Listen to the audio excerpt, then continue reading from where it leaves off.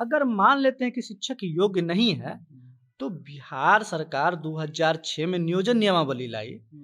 उस नियोजन नियमावली में निहित प्रावधानों के तहत शिक्षक आए। बाद में शिक्षकों की दक्षता परीक्षा ली गई, पात्रता परीक्षा के माध्यम से शिक्षक आए। उन्हें प्रशिक्षण के लिए डीपीई, डीएलएड इत्यादि माध्यमों से प्रशिक्षित करवाया गया। बीआरसी में संकुल स्तर पर उन्हें ट्रेंड किया जा रहा है। इसके बाद भी अगर शिक्षक अयोग्य रह गए तो इसमें मुझे लग रहा है कि सिर्फ शिक्षक नहीं, पूरा सिस्टम आपका कोलैप्स कर रहा है। 30:1 में 6 लाख शिक्षक होना चाहिए। 3.5 लाख शिक्षक अभी हम लोग हैं और 2.5 लाख शिक्षकों की बहाली होनी है। 7 साल, 8 साल, 10 साल, 12 साल नौकरी करवा ली है, अब वो सड़क पर जाएंगे, उनकी बीवी बच्चे कहाँ जाएंगे? ये तो सोचना आपको काम है। अदालत शिक्षा विभाग चलाती है। कोई भी मामला ले लीजिए आप, शिक्षक नियोजन ले लीजिए, शिक्षक नियोजन का फैसला कौन देगा? अदालत। तो शिक्षा का अधिकार अधिनियम यह भी कह रही है कि आपको 30 बच्चों पर एक शिक्षक देना है। ये आपको 2015 तक देना था, 2020 बीत रही है। आपने पिछले 5 साल में 2.5 लाख पदों को तो बहाल किया नहीं।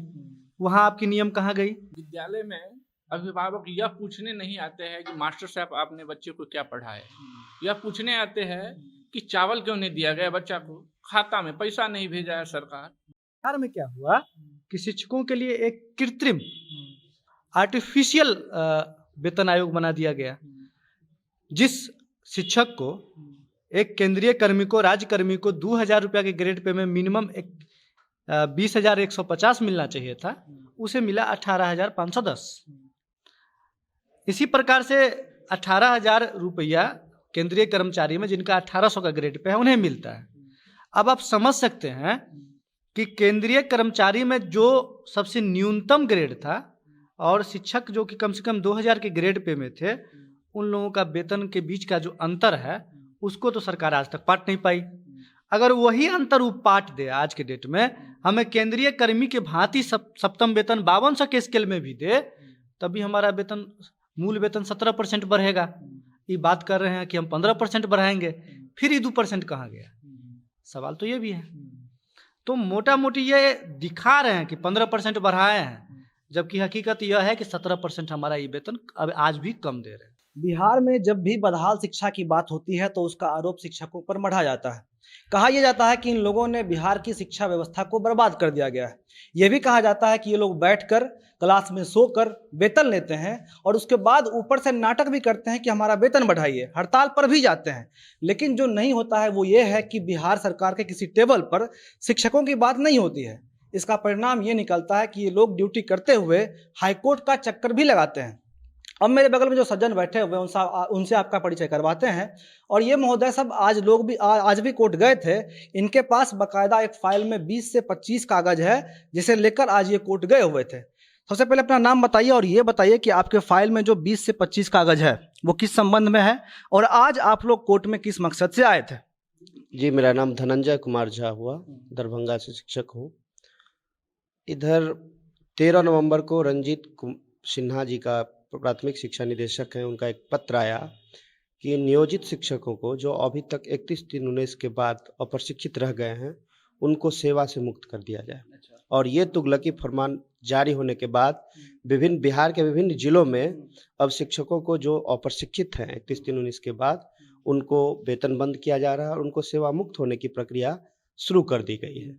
इस स्थिति में हम लोगों ने, चूँकि बहुत सारे शिक्षकों का अन्य समस्या है और ये समस्या का निराकरण सरकार को करनी चाहिए थी, लेकिन सरकार ने ये समस्या का निराकरण नहीं किया।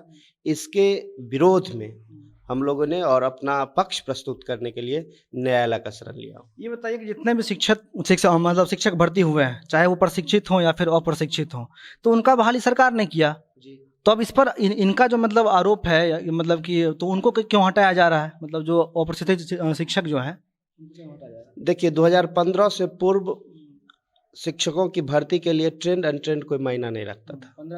15 से पहले और शिक्षकों की ज़रूरत थी और शिक्षकों की ज़रूरत होने के बाद ये अपने अनुकूल सरकार ने शिक्षकों की बहाली की और जो योग्यता, जो पैमाना था, उस पैमाना पर शिक्षकों की भर्ती होती गई। धीरे धीरे डेवलपमेंट होते गया, एनसीटी का रूल आते गया कि शिक्षकों को प्रशिक्षित होना आवश्यक है। तो क्रमशः सरकार की बहुत सारी इस प्रोजेक्ट पर काम हुआ है। डीपी कराई है, डिप्लोमा डीपी कराई है, ओडीएल कराई है, लास्ट में जो है ये NIOS से DLED हुआ है, डिप्लोमा इन एलिमेंट्री एजुकेशन हुआ है, और बहुत सारे शिक्षक। तो विभिन्न तरीकों से सरकार ने अनट्रेंड शिक्षकों को ट्रेंड करने का काम किया है। उसमें से बहुत सारे ऐसे शिक्षक हैं जो अभी तक अनट्रेंड हैं, और उसका कहीं ना कहीं कारण है कि बहाली पद्धति में कोई कोर्ट से आ गए हैं और उनका मामला लंबित था कोर्ट में, कोई जिला प्राधिकार से आए हैं, कोई राज्य अपीलीय प्राधिकार से आए हैं, तो और कुछ शिक्षकों की कोई बहुत सारी समस्याएं हैं, और उस कारण अब इक्का दुक्का मात्र 2-3% ऐसे शिक्षक बचे हुए हैं जो अप्रशिक्षित थे, और सारी की सारी जिम्मेवारी सरकार की है कि उसने उस शिक्षकों को प्रशिक्षित नहीं किया है। और ये जो पत्रांक निकला है 13 नवंबर को, जो पत्रांक रंजीत कुमार सिंह प्राथमिक शिक्षा निदेशक निकाले हैं, ये इन्होंने हवाला दिया है कि NCT का नॉर्म्स कहता है कि अब 31/3/19 के बाद कोई भी शिक्षक अप्रशिक्षित बिहार में नहीं रहेगा। तो NCT का जितना भी NCT और RT, इसका सारा अनुपालन बिहार सरकार क्यों नहीं करती है? RT बहुत सारी बातों को कहता है। RT कहता है कि शिक्षक छात्र अनुपात 30:1 होना चाहिए। अभी है कितना? अभी करीब 100 के पास है, 70-80 के पास है। एक अमूमन मैं बताता हूँ 70-80 के पार है। अभी 30:1 में 6 लाख शिक्षक होना चाहिए। 3.5 लाख शिक्षक अभी हम लोग हैं, और 2.5 लाख शिक्षकों की बहाली होनी है। क्या इसके लिए उस पदाधिकारी पर सेवा मुक्त का डंडा नहीं चलाना चाहिए था? और RTE सिर्फ शिक्षकों के लिए है। हम शिक्षकों को जान करके सरकारी कुचक्रों में फंसा करके अनट्रेंड शिक्षकों को हटाने का, शिक्षकों को कहीं से कोई दोष मिले किसी भी अधिकारी को, तो उस पर पहल करना सरकार की अब प्राथमिकताएं हो गई। पहले अपना नाम बताइए और फिर ये बताइए कि अगर नियम के तहत अगर शिक्षक को हटाया जा रहा है तब फिर शिक्षक को क्या दिक्कत है? मेरा नाम सोनू कुमार मिश्रा हुआ, मैं दरभंगा जिला से हूँ और हम TTSTT उत्तीर्ण नियोजित शिक्षक संघ गोपुट का जिला कार्यकारिणी सदस्य भी हूँ। देखिए, नियम की बात जब की जाती है तो हर एक सिक्का का 2 पहलू होता है। आप नियम की बात कीजिए, शिक्षा के अधिकार अधिनियम के तहत अगर आप शिक्षक को हटाने की बात कर रहे हैं तो शिक्षा का अधिकार अधिनियम यह भी कह रही है कि आपको 30 बच्चों पर एक शिक्षक देना है। ये आपको 2015 तक देना था, 2020 बीत रही है। आपने पिछले 5 साल में 2.5 लाख पदों को तो बहाल किया नहीं। वहां आपकी नियम कहाँ गई? शिक्षा का अधिकार अधिनियम और NCTE के जो मापदंड रहे हैं उसको जो फुलफिल कर रहे हैं हमारे बिहार के 3.5 लाख नियोजित शिक्षक, उनके लिए आपकी मापदंड कहाँ गई? आप सरकार हैं, सत्ता में हैं, हम आपके कर्मचारी हैं, आपको तो हमसे बात करने के लिए 5 मिनट का समय भी नहीं है। तो नियम की जो बात हो रही है, नियमानुकूल जो हटाने की बात हो रही है, तो नियमों का पालन हर एक जगह होना चाहिए। दूसरी बात कि जो लोग अभी तक अप्रशिक्षित रह गए, अब एक बिहार विश्वविद्यालय जो है मुजफ्फरपुर में, वहां से 1500 शिक्षक फंसे हुए हैं। गलती किसकी? तो VC साहब को डिस्टेंस से B.Ed करवाने की अनुमति नहीं थी, उन्होंने एडमिशन ले लिया। फंसे कौन? तो मास्टर साहब। ऐसे कई सारे विश्वविद्यालय, कई सारे संस्थान हैं जहां शिक्षकों ने प्रशिक्षण प्राप्त किया, या कि तो उनका परीक्षा फल नहीं आया, परीक्षा फल आया तो उन्हें 1-2 विषय में वो अनुत्तीर्ण हुए, तो उनकी परीक्षा के दोबारा व्यवस्था नहीं की गई, समानता का उन्हें अधिकार नहीं दिया गया। इससे पहले ये नियम रहा है, ये व्यवस्था रही है कि जो लोग फेल हैं वो दोबारा परीक्षा देकर के पास करें। तो आप कुछ कर नहीं रहे हैं, सीधा एक बार उठे, कलम उठाए, चलिए भाई इतने लोग अप्रशिक्षित हैं, जाइए घर जाइए। 7 साल 8 साल 10 साल 12 साल नौकरी करवा ली है, अब वो सड़क पर जाएंगे, उनकी बीवी बच्चे कहाँ जाएंगे? ये तो सोचना आपको काम है। दूसरा, कहीं ना कहीं मुझे लग रहा है कि सरकार पूर्वाग्रह से ग्रसित होकर और विधानसभा में जो पोस्टल बैलेट की स्थिति रही है उसको देखकर भी शायद कुछ उचित अनुचित निर्णय लेने लगी है।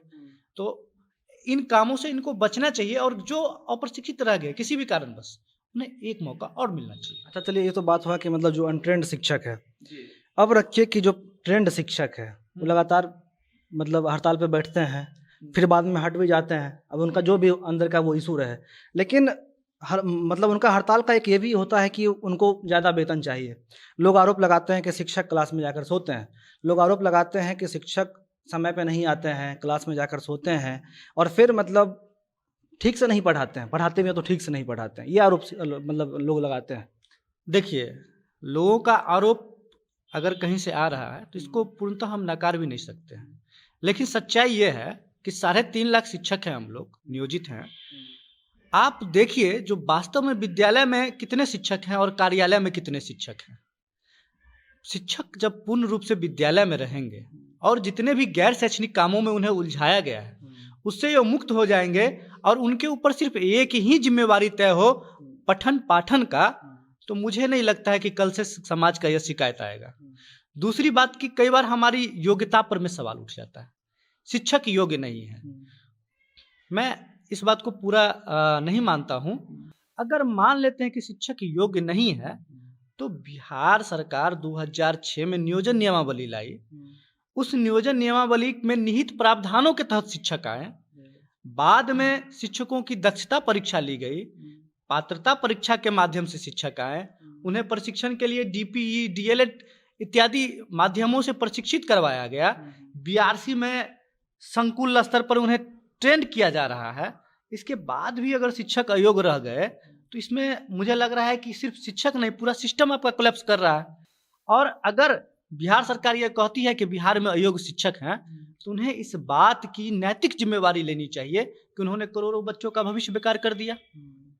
अगर शिक्षक योग्य हैं तो उन्हें उनकी योग्यता के अनुरूप उनको जो मान सम्मान और मिलना चाहिए समाज में वो दे। अयोग्य हैं तो आपको तो हम नहीं रोकने गए थे कि भैया आप बीपीएससी से बहाली ना कीजिए, यूपीएससी से बहाली ना कीजिए, आप कोई किसी आयोग से बहाली करते। आपने जिस माध्यम को अपना अस्त्र बनाया, हम उस माध्यम को पूरा किए, और जब हम पूरा कर लिए हैं, 15 साल नौकरी कर लिए हैं, तब आप आज ये कह रहे हैं कि आप अयोग्य हैं। कैसे? 15 साल तक आपको हमारी योग्यता नहीं दिखी, आज आपको दिख रही है। स्थितियां ये ऐसी है कि हाल फिलहाल में मुझे पता लगा है कि बिहार को शिक्षा में कहीं सम्मान भी मिला है। शिक्षा में जो 12 लाख बच्चे विद्यालय से बाहर थे उन्हें विद्यालय से किसने जोड़ा? हमने जोड़ा। गांव गांव जाकर के ईंट के भट्ठों पे जाकर के खेतों से बच्चों को उठा उठा करके विद्यालय हम लाए। आज जो आप मैट्रिक में दिखा रहे हैं कि हमारा रिजल्ट 80% से ऊपर जा रहा है, क्या वो बच्चे बगैर विद्यालय में पढ़े हुए 80% बच्चे पास कर रहे हैं? अच्छा, मतलब आप जहाँ तक बात कर रहे हैं रिजल्ट का, तो बहुत बार होता है कि जो टॉप कर गया, ठीक है, टॉप कर गया और बाद में पता चलता है कि कुछ उसको आता ही नहीं है, मीडिया वाला पूछता है तो कुछ बोलता ही नहीं है। देखिए, इस सिस्टम की गहराई को जानिएगा ना तो शिक्षा में नहीं, मतलब मेरा सवाल ये है कि सरकारी स्कूल में जितने भी विद्यार्थी पढ़ रहे हैं उसके परिणाम के साथ क्या न्याय होता है? नहीं, बिल्कुल न्याय हो रहा है उनके साथ। उनका जो परिणाम आ रहा है, हालांकि हमारे बच्चे और बेहतर करेंगे और कर रहे हैं। कुछ बीच बीच में देखा जाता है कि कॉपी मूल्यांकन में या कहीं पर में किसी प्रकार की कमियां दिखी गई और उसके जिम्मेवार लोग रहे हैं, तो कोई शिक्षक नहीं रहे हैं, वो कोई ना कोई राजनीतिक व्यक्ति ही जिम्मेवार रहे हैं। अच्छा, बहुत बार होता है कि मतलब जैसे कि साइंस के जो विद्यार्थी हैं वो मैथ का कॉपी चेक कर रहे हैं, मैथ वाला इंग्लिश का कर रहे हैं, इसमें किसका गलती है? ये तो बिहार विद्यालय परीक्षा समिति जाने, वो जिस हिसाब से पत्र निर्गत करती है उस हिसाब से शिक्षक आते हैं। यानी कि मतलब ये आप लोगों के चॉइस पे नहीं है कि आपको मैथ का करना है या फिर किसका करना है, मतलब वो सरकार तय करती है कौन सा करना है। हम लोग तो प्राथमिक शिक्षक हैं, हम लोगों से माध्यमिक विद्यालयों की कॉपी और उच्चतर माध्यमिक विद्यालयों की कॉपी जांच कराने का कोई प्रावधान नहीं है और ना ही हम लोग उस मूल्यांकन में शामिल होते हैं। हम लोग 8वीं तक की जो मूल्यांकन होती है उसमें रहते हैं, उसके बाद माध्यमिक विद्यालयों के लिए बिहार विद्यालय परीक्षा समिति अपने हिसाब से निर्णय लेती है। सर, अपना नाम बताइए सबसे पहले, और ये बताइए कि आप शिक्षक हैं तो पढ़ाने के अलावा कौन कौन सा काम आप सरकार का कर रहे हैं? जी, मेरा नाम उपदेश कुमार हुआ, मैं दरभंगा बहेड़ी से हूँ, शिक्षक हूँ। आपने बहुत अच्छा प्रश्न पूछा कि शिक्षक पढ़ाने के अलावा क्या क्या कार्य करता है। आप बिहार के प्रत्येक कार्यालय में चल जाइए, वहाँ शिक्षक प्रतिनियुक्त मिलेंगे। ब्लॉक में चल जाइए, जिला में चल जाइए, शिक्षक के बिना कोई ऑफिस आपको खाली नहीं मिलेगा। प्रतिनियुक्त कौन करता है? तो अधिकारी करते हैं। क्यों करेंगे? क्योंकि वहाँ काम कौन करेगा? जैसे हम अभी शिक्षक नियोजन चल रहा है, वहाँ हर एक ब्लॉक में 20-30 शिक्षक को विद्यालय से उठा के प्रखंड में वहाँ प्रतिनियुक्त कर दिया है कि नया शिक्षक बहाल किया जाए। सीओ साहब घूमते हैं तो वो अपने साथ शिक्षक के लेके घूमते हैं। हर एक मतलब कि विद्यालय से उठा के कार्यालय में आप रख दीजिएगा तो फिर कैसे अपेक्षा रखिएगा कि शिक्षक बच्चों को पढ़ाए? विद्यालय में शिक्षक रहेंगे तब ना अच्छे से पढ़ा पाएंगे। 2-4 शिक्षक है, 2 शिक्षक एमडीएम को चलाएंगे तो कैसे पढ़ाई होगा? आप सोच सकते हैं। एक आप पूरा तोड़ के बता रहे थे कि मतलब अगर 2.5 लाख शिक्षक या 3.5 लाख शिक्षक हैं तो उसमें कितना कितना कौन कहाँ कहाँ पे लग रहा है? देखिए, हम लोग जो 3.5 लाख शिक्षक हैं, मोटा मोटी बिहार में 73 से 74 हज़ार शिक्षक प्रभारी है विद्यालय के।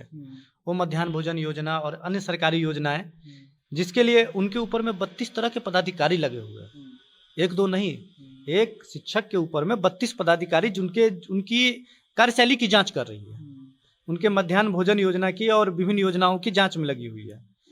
दूसरे कि हमारे शिक्षक में से मुझे ये मोटा मोटी आंकड़ा है कि 80,000 से ऊपर शिक्षक जो हैं वो बीएलओ का काम देख रहे हैं। घरे घरे जा करके वो मतदाता सूची फलना चिलना करते हैं। अब 30 से 35 हज़ार शिक्षक तो निस्संदेह जो है वो कार्यालयों में प्रतिनियुक्त हैं, जो गैर शैक्षणिक कार्यों में लगे हुए हैं। मोटा मोटी आंकड़ा अगर देखा जाए तो 3.5 लाख शिक्षकों में विद्यालय में अगर शिक्षक को पढ़ाने के लिए पूर्ण रूप से स्वतंत्र किया गया है तो मुश्किल से 1.5 लाख से 2.25 लाख होंगे। बाकी सरकारों को जहाँ पर में स्टाफ रखना चाहिए था वहाँ पर में शिक्षक से काम करवा रहे हैं। इतना ही नहीं, शिक्षक के निगरानी के लिए संकुल समन्वयक और प्रखंड संसाधन केंद्र समन्वयक वो भी शिक्षक को ही बनाया जाता है, जो विद्यालय से दूर हैं। उनका भी तो काम था, वो 30 बच्चे के तो जिम्मेवार वो भी हैं, लेकिन वो 30 बच्चों के जगह पर में सरकार उनसे क्या ले रही है कि आप 14 विद्यालय घूमिए। 14 विद्यालय में देखिए जो मध्याह्न भोजन सही से चल रही है नहीं चल रही है। उनका जिस समय में ये संकुल का गठन हुआ था 1995 में, उसका उद्देश्य था कि अनुश्रवण किया जाए। शिक्षक जो पढ़ा रहे हैं उनके पढ़ाने में पठन पाठन में कहाँ कठिनाई आ रही है उसे देखा जाए, उसे दूर किया जाए। लेकिन वर्तमान में अभी जो उसका स्वरूप हो गया है वो हो गया है कि विद्यालय में कितने तरह के रिपोर्ट बने हैं, वो किस प्रकार समय से विभाग को मिले और मध्याह्न भोजन और अन्य योजनाओं का संचालन किस प्रकार से हो। शिक्षा दूर हो गया है। विद्यालय जिसे हम शिक्षालय कहते हैं वो अब योजनालय बन गया है, उसी में सब लगे हुए हैं। जैसा कि हम शुरू में सर कह रहे थे कि आरोप शिक्षा व्यवस्था को खराब करने का शिक्षक पे लगता है, क्योंकि शिक्षक इस सिस्टम का हिस्सा है। तो आपको क्या लगता है कि सरकार की तरफ से, या फिर अगर आप शिक्षक हैं तो आपको कहीं दिखता है कि शिक्षक का कमी है, या फिर सरकार की तरफ से अगर कमी है तो क्या कमी है? देखिए, सभी को अपनी नैतिक जिम्मेवारी लेने की आवश्यकता है। रही बात शिक्षकों में और पूरे सिस्टम में, तो एक ईमानदार जो शब्द है, इस शब्द का खुद में संकल्प लेना आवश्यकता है। लेकिन है क्या कि पूरे सिस्टम, एक मतलब यहाँ शिक्षक से शुरू कीजिए। सर ने कहा CRC, BRP, BO, DPO, प्रधान सचिव, इसका स्तर है। मतलब शिक्षा विभाग का स्तर बता रहे हैं। शिक्षक है, शिक्षक के बाद एक CRC होता है, संकुल संसाधन केंद्र। वो संकुल संसाधन केंद्र शिक्षकों के क्षमता को बढ़ाने के लिए वो विकसित किया गया मॉड्यूल है। लेकिन वहाँ जो संकुल समन्वयक होते हैं, वो जितने भी योजना है उसको कलेक्शन सेंटर अब बना दिया गया है। पहले संकुल संसाधन केंद्र था, रिसोर्स ऑफ टीचर्स, वो अपने वृत्तिक विकास के लिए कितना वेल कर सके वो एक सेंटर रहा करता था। लेकिन अब वो कलेक्शन सेंटर रह गया है रिपोर्टिंग करने का। उसी प्रकार प्रखंड में प्रखंड संसाधन केंद्र होता था, BRC, ठीक है, तो वो BRC रह गया है प्रखंड में सभी कागजात का कलेक्शन, जितने भी योजना है वो करने का। तो कहने का मतलब पूरे सिस्टम को ठीक करना होगा। आप बहुत अच्छा कहा कि शिक्षक पढ़ाते नहीं है, इसका जिम्मेवार कौन है? हो सकता है कि मतलब लोग आरोप लगाते हैं। लोग आरोप लगाते हैं कि शिक्षक पढ़ाते नहीं है। मैं 2014 से शिक्षक हूँ, 2020 अभी 2020 चल रहा है, 6 साल से कार्यरत हूँ। मेरा विद्यालय है मध्य विद्यालय पघारी, दरभंगा में, बहेरी प्रखंड में अवस्थित है। इस 6 साल के दरमियान कोई एक ऐसा अधिकारी हमको आए नहीं दिखे जिन्होंने हमको डांटा हो, ये आप पढ़ा नहीं रहे थे, आप फलाने विषय में आप क्लास में थे तो ये इस विषय में ये क्या पढ़ा रहे थे। अब अधिकारी यदि आते हैं स्कूल का जांच करने के लिए, तो वो आते हैं जांच करने के लिए कि एमडीएम में गुणवत्ता है कि नहीं, ठीक है, योजना साफ सफाई है कि नहीं। शिक्षा में क्या साफ सफाई है उसका कोई मतलब नहीं है, न अधिकारी को मतलब है न वहाँ के अभिभावक को मतलब है। अभिभावक को योजना से मतलब है कि उसका योजना का पैसा उसके अकाउंट में आता है कि नहीं है, और अधिकारी को यह मतलब है कि उसकी उस योजना का क्रियान्वयन ठीक से होता है कि नहीं। शिक्षा को सब भूल गए हैं और सारा का सारा दोष मर देते हैं शिक्षकों पे। आप कहते हैं, लोग कहते हैं कि शिक्षक आंदोलन क्यों करते हैं। आंदोलन को जन्म देने वाला सरकार है। मालूम है आपको, शिक्षक जो बनता है, बहुत अच्छा फॉर्मेशन है कि यदि आपको शिक्षक बनना है तो मैट्रिक कीजिए, इंटर जो भी सामान्य शिक्षा है, ग्रेजुएशन कीजिए। यदि शिक्षक बनना है तो उसके लिए ट्रेनिंग कीजिए, ट्रेनिंग के बाद CTET दीजिए, BTET दीजिए, क्वालिफाई कीजिए, और क्वालिफाई करने के बाद आपको ऐसा तंत्र में रचा, बिहार में यदि शिक्षक बनना है तो ऐसे तंत्र में रचा जाएगा, वो पंचायत शिक्षक नियोजन नाम करके आएगा। यदि आपको एक जगह नौकरी करना है तो उसके लिए 9000 नियोजन इकाई है, 9000 नियोजन इकाई में घूम घूम के आप पत्र पहले अपना आवेदन दीजिए। मतलब इतना कॉम्प्लिकेटेड सिस्टम कर दिया गया है ना, कि उस एक बहाली के लिए एक पंचवर्षीय तो समाप्त हो ही जाता है। मैं TET में शिक्षक हूँ 1 to 5 में, और मैं 6 to 8 में 17 में परीक्षा दिया था, 6 to 8 में भी बैठा था। लोग कहते हैं क्या कि शिक्षक पढ़े लिखे नहीं हैं, योग्यता नहीं है। मैं TET क्वालिफाइड हूँ, 1 to 5, 6 to 8 TET क्वालिफाई हूँ। CTET भी दिया, कहा कि केंद्रीय पात्रता परीक्षा है, कहीं फेल उल कर जाए, उसमें 1 to 5, 6 to 8 क्वालिफाई हूँ। DLED हूँ, योग्यता में कोई कमी नहीं है। जितना दक्षता का परीक्षा है सब में आप पास हम हैं। सब में क्वालिफाई किए हैं। UPSC से भी ले, BPSC से ले कोई परीक्षा, यदि मैं अयोग्य हूँगा तो मुझे हटा दिया जाए, लेकिन मेरे अधिकार की हनन की जाए, इसके लिए तो कोई आंदोलन करता है। और आंदोलन को जन्म देने वाली सरकार है। जो बच्चा इस बिहार का युवा चाहता है कि हम शिक्षक बने, उसके साथ पूरी अन्याय किया जाता है। एक पंचवर्षीय लगा दिया जाता है, तुम उसके नियोजन में। नियोजन जब हो जाती है तब उसे पता चलता है कि हम ठगे गए। न हम राज्यकर्मी हैं, न हम केंद्र कर्मी हैं, सिर्फ एक बेरोजगारी का दंश होता है। तो समाज में एक इम्पैक्ट बनता है कि फलनमा का बेटा का नौकरी हो गया है, कौन में था, मास्टरी में। और वो जब मास्टर बनता है, अपने आप को सोशल इम्पैक्ट बनाता है कि मैं एक सरकारी सेवक हूँ। लोग समझते हैं कि मास्टर हो गया है, सरकारी नौकरी है, लेकिन उसकी जो स्थिति है वह कहने योग्य नहीं है, और सरकार उस पर बेवजह हमेशा तंग करने का प्रयास करती है। अब तो और करेगी। अब इसीलिए करेगी क्योंकि पोस्टल बैलेट का हाल देख लीजिए। हम लोगों ने प्रयास किया था, अपना अधिकार दिया कहीं, वो उस पोस्टल बैलेट को गायब कर दिया। खैर ये राजनीतिक बातें हैं, ये राजनीतिक बातें हैं। मेरा जो अधिकार है, आज का युवा जो शिक्षक बनना चाहता है, उसके लिए शिक्षक कर्म में आना चाहता है, एक बहुत नेक काम है। लेकिन शिक्षक बनने के बाद वह अपने आप को बहुत ही दोषी साबित करता है। हम जब नौकरी करने के लिए आए थे तो एक आशा के साथ आए थे कि कभी भला हो जाएगा, ठीक है अभी ज्वाइन कर लेते हैं। लेकिन अभी तक मेरे लाइफ स्टाइल में कोई परिवर्तन नहीं हुआ। आप बोल रहे थे कि पहले हम निजी शिक्षक थे जी, अब आप सरकारी बन गए जी, तो आपको फायदा नहीं हुआ?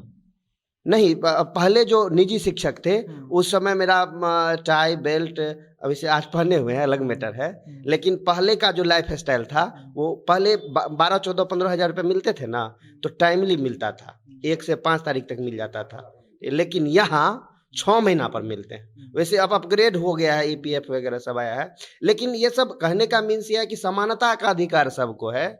यदि एक ही छत के नीचे एक को 80,000 मिलता है तो एक को 25,000 क्यों? यदि सरकार हमको, केंद्र सरकार देती है 60% और राज्य सरकार 40%, तो उस पैसे को, शिक्षक के पैसे को योजना में परिवर्तन, वोटिंग बैंकिंग क्या है, वोट बैंकिंग का राजनीति क्या है? शिक्षकों के पैसा को आप अपने योजना में खर्च करने वाले होते कौन?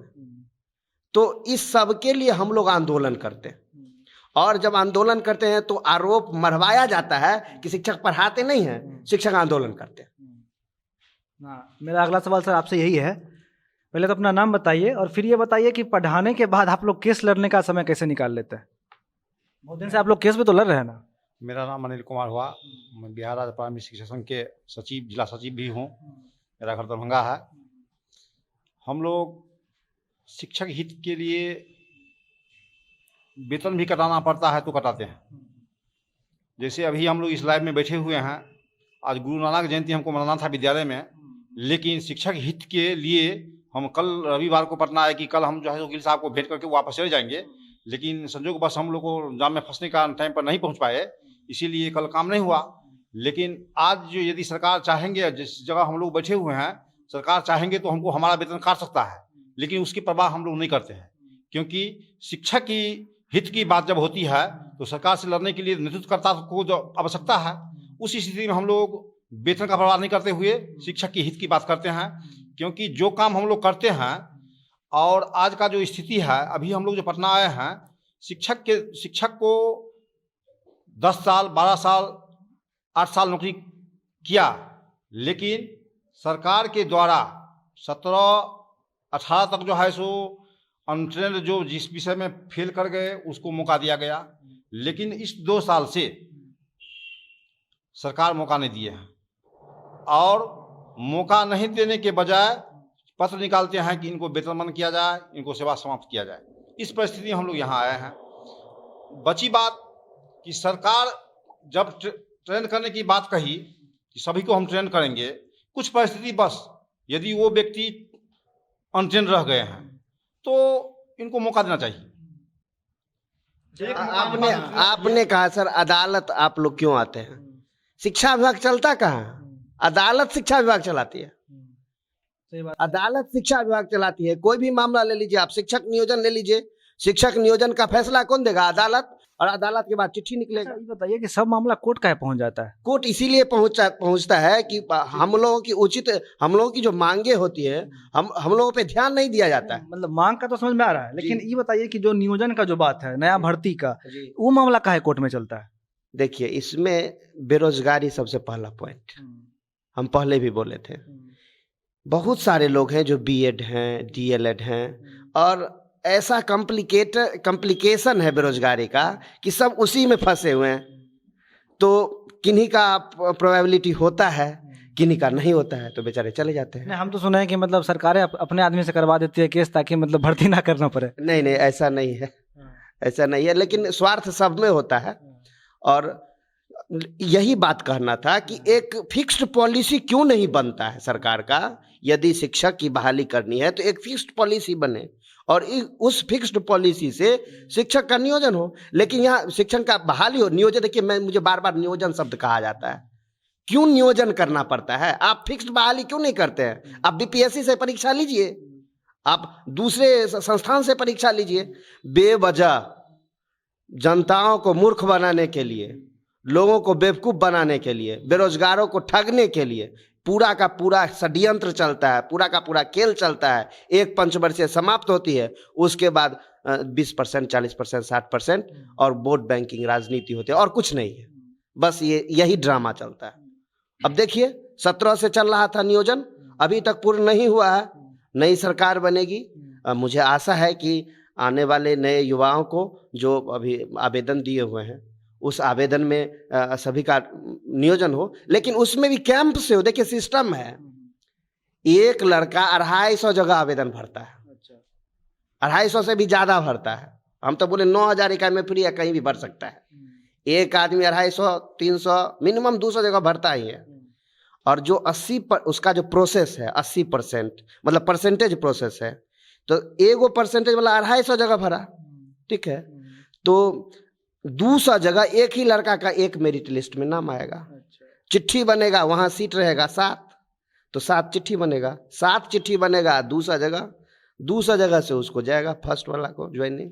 तो कहीं करेगा एक ही जगह ना, तब तक उसका टाइम शेड्यूल 2.5 महीना समाप्त हो जाएगा।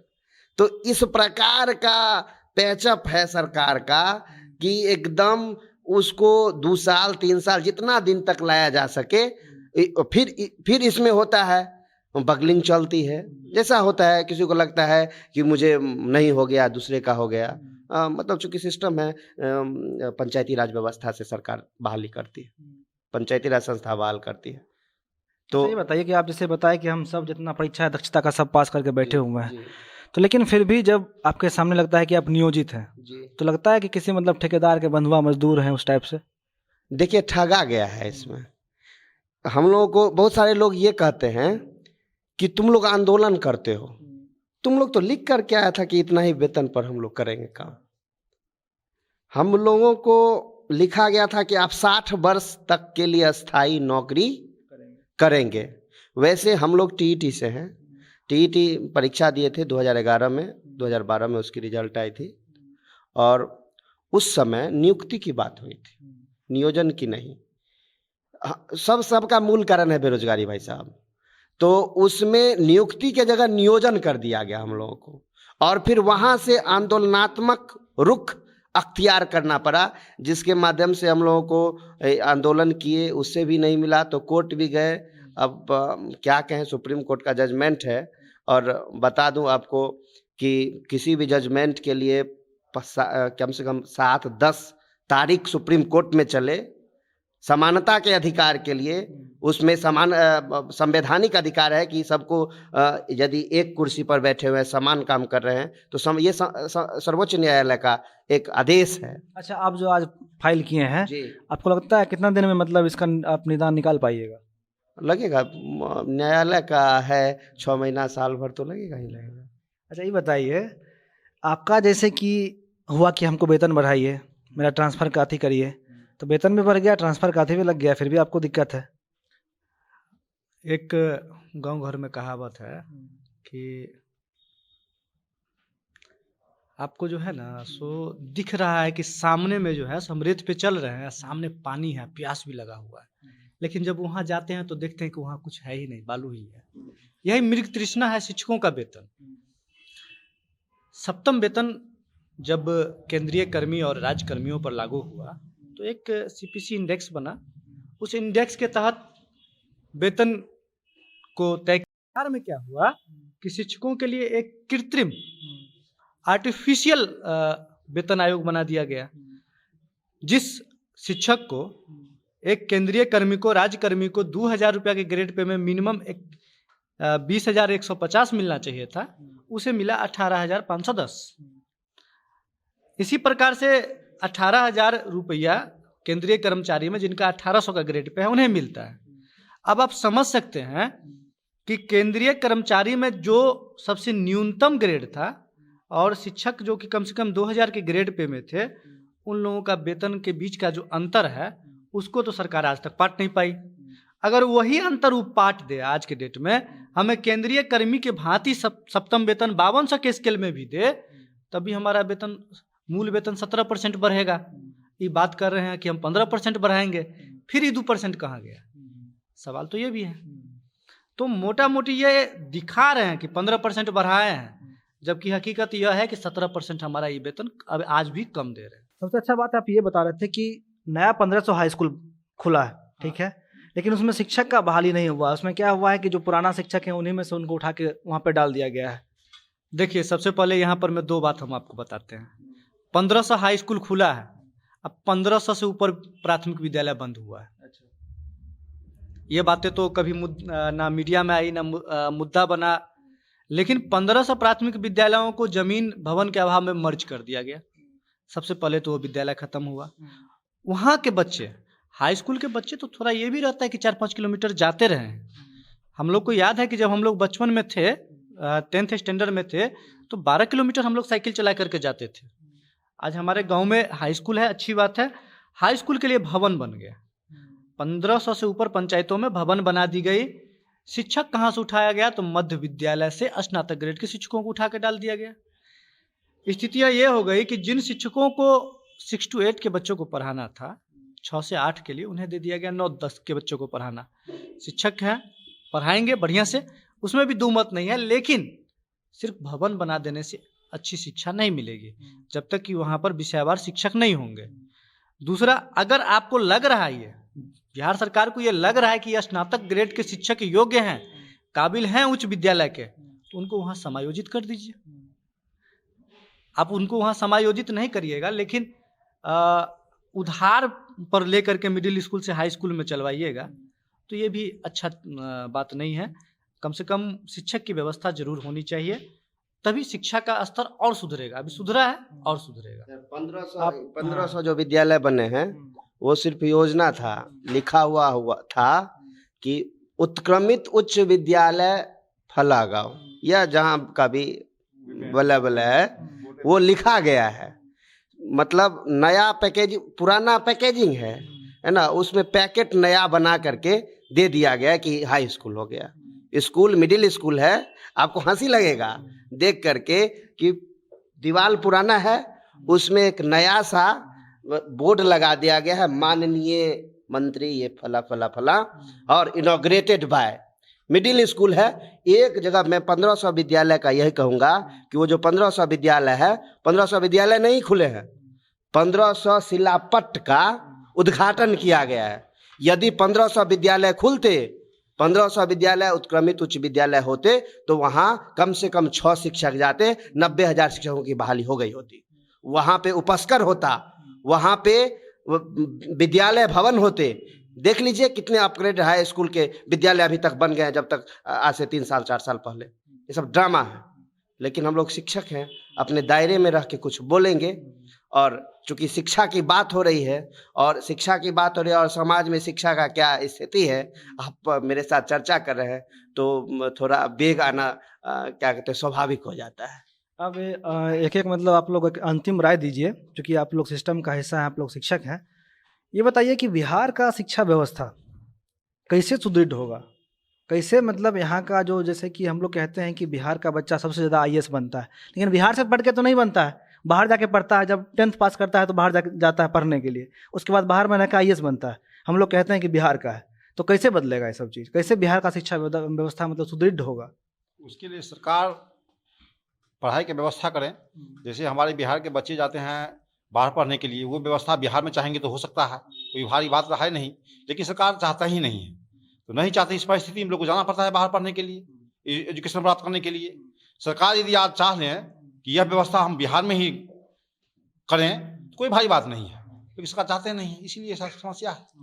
देखिए, बिहार के शिक्षा में सुदृढ़ीकरण तभी आएगा जब प्राथमिक शिक्षा बच्चों को उत्कृष्ट होगी। महात्मा गांधी भी ने कहा था कि जिस बच्चे का प्राथमिक शिक्षा जितनी अच्छा से होगा, वो उसका निखार उतना वेल होगा। लेकिन यहाँ प्रारंभिक बच्चों की जो एज होती है, उस एज के जो शिक्षक हैं, उसके जो शिक्षक हैं, उसकी दीनहीनता पर सरकार जो हमेशा कुठाराघात कर रही है, अपमानजनक रवैया अपना रही है, इससे कहीं न कहीं शिक्षा का बर्बादी, शिक्षा में जो समाज में जो शिक्षा की स्थिति है, वह कहीं न कहीं गड़बड़ा रही है। तो मेरा एक ही राय होगा कि प्राथमिक स्तर पर बच्चों की शिक्षा के सुदृढ़ीकरण में जो दोषी हैं, चाहे हम ही क्यों ना हो, उस पर कड़ी से कड़ी कार्रवाई होनी चाहिए। और उस पर अमल करने के लिए जो भी लोग जिम्मेवार हैं, उसको दृढ़ संकल्पित होकर उस कार्य को करें कि हमारा बिहार शिक्षा के स्तर पर बिल्कुल सुदृढ़ हो। क्या कहना चाहेंगे? देखिए, शिक्षा में सुधार के लिए हम 3 विषयों पर में बोलना चाहेंगे। सबसे पहली बात कि कोठारी आयोग, हंटर आयोग और मुचकुंद दुबे कमेटी का जो सिफारिशें रही हैं, उनको सरकार हूबहू लागू करे। दूसरा कि शिक्षकों को गैर शैक्षणिक कार्यों से मुक्त करें। और तीसरा कि बच्चों को समय पर में पाठ्य पुस्तक, पाठ्य सामग्री और जो विद्यालय की आधारभूत संरचनाएं हैं, उसमें सुधार करें। शिक्षा में बेहतर के लिए जरूरी यह है कि शिक्षक ही नहीं दोषी हो, सरकार और अभिभावक भी दोषी है। आज यह सवाल है कि विद्यालय में अभिभावक यह पूछने नहीं आते हैं कि मास्टर साहब आपने बच्चे को क्या पढ़ाया, यह पूछने आते हैं कि चावल क्यों नहीं दिया गया बच्चा को, खाता में पैसा नहीं भेजा है सरकार। तो सरकार भी तो चाह रही है कि बच्चा पढ़े नहीं, चावल जाए, और जो अभिभावक है वो भी चाह रहे हैं कि मेरा पैसा आए, चावल आए। शिक्षक से पूछने के लिए नहीं जाता है। शिक्षक पढ़ाएगा किसको?